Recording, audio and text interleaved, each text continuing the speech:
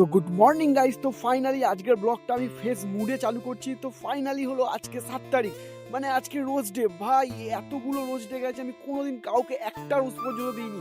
তো আজকে ইচ্ছা আছে একটা রোজ আমার একটা স্পেশাল মানুষকে দেওয়ার। তো ভাই আজকে কাজের আমার এতটাই চাপ ছিল যে কাজ করতে করতে ঘড়ির দিকে দেখাই হয়নি। তো যখন আমি ঘড়ির দিকে দেখলাম তো ফাইনালি বাজে 11:30। তো আমার এখনো টিফিন পর্যন্ত করা হয়নি। আমার একটাই খারাপ অভ্যাস হয়ে দাঁড়িয়েছে যে আমি কাজ করতে করতে ঘড়িই দেখি না যে কটা বাজে না বাজে, এদিকে আমার টিফিন করার টাইমই পেরিয়ে যায়। তো চলো আগে কিছু খেয়ে নিই, তো তারপর কথা বলছি। তো চলে এলাম কাকুর কাছে, কাকুকে বললাম কাকু তুমি দুটো আমাকে বিস্কুট দাও, আমি বিস্কুটই খাই। তো একটু পরেই তো একটা রেটটা পেয়ে যাবে, তো তখন ভাত খেতে হবে। আরে হ্যাঁ ভাই, এটা শুধু কাকুর চায়ের দোকান না, এটা হলো কাকুর অরুণ আইসক্রিমের দোকান। তো এখানে ভালো ভালো ফ্লেভারের আইসক্রিম পাওয়া যায়। তো ফাইনালি এখানে ভালো ভালো চকলেটও আছে, তো ভালো ভালো স্ন্যাক্সও আছে। আর এখানে যদি কেউ আসতে তো সোনারপুর কুড়িগাছি, ভাই এখানে কুড়িগাছি বললেই দেখিয়ে দেবে যে কেউ।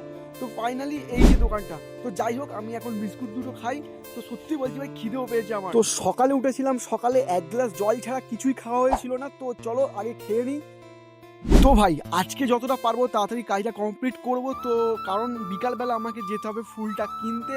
তো সত্যি বলছি আমি খুব এক্সাইটেড হয়ে আছি যে আমাকে ফুলটা আনতে হবে। তো যাই হোক আমি অফিসটা বন্ধ করে গিয়েছিলাম লাঞ্চ করার জন্য। তো ওখানে গিয়ে দেখি ভাই লাইন পড়ে গেছে। তো ওখানে তাড়াতাড়ি লাঞ্চ করে আমি চলে এলাম অফিসে। তো আমাকে অফিসটা তাড়াতাড়ি খুলতে হবে, কারণ আমাকে অফিসটা তাড়াতাড়ি ক্লোজও করতে হবে। তো এরপর কিছুটা কাজও ছিল। তো আমার টার্গেট ছিল যে আমাকে অফিসটা 4টের মধ্যে ক্লোজ করতেই হবে যে কোনো প্রকার। তো কিছু ভাবনা চিন্তা না করে যে কাজটা আমার পেন্ডিং ছিল সেটা আমি করে ফেলি। তো ফাইনালি আমার কাজ কমপ্লিট। তারপরে চলে যাই কাকুর দোকানে। তো কাকুর দোকানে গিয়ে দেখি নানা রকমের স্ন্যাক্স ঝোলানো আছে। তো এতগুলোর মধ্যে আমার এই কুরকুরেটাই ভালো লাগলো। তো এটা যখন আমি টেস্ট করলাম ভাই হালকা তো ঝাল ছিল, কিন্তু ভাই খেতে সুস্বাদু ছিল। তো যাই হোক তারপরে চলে গিয়েছিলাম হচ্ছে ফুলের দোকানে। তো ফাইনালি যেটার জন্য আমি সকাল থেকে ওয়েট করেছিলাম, তো এখানে দাদা আমাকে অনেক রকম ফুল দেখাচ্ছিল। তো আমার এই ফুলটাই পছন্দ হলো। তো ফাইনালি আমি নিয়ে চলে এলাম ফুলটা, আমার পছন্দের ফুলটা। তো ভাই একটু তো এক্সাইটেড ছিলাম যে তাকে আমি দেবো ফুলটা। তবে হ্যাঁ তোমাদের একটা কথা বলি, সে কিন্তু আমার সামনে নেই, সে ছিল লং ডিস্টেন্সে।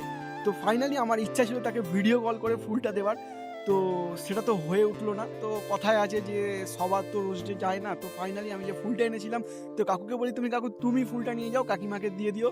তো যাই হোক লং ডিস্টেন্সে এইরকম জিনিস হতেই থাকে। আর তোমরা দেখছো কি, তোমরা বলো কাকে কাকে ফুল দিয়েছো, তো কমেন্ট করো এক্ষুনি তাড়াতাড়ি। আর চ্যানেলটা অবশ্যই সাবস্ক্রাইব করো।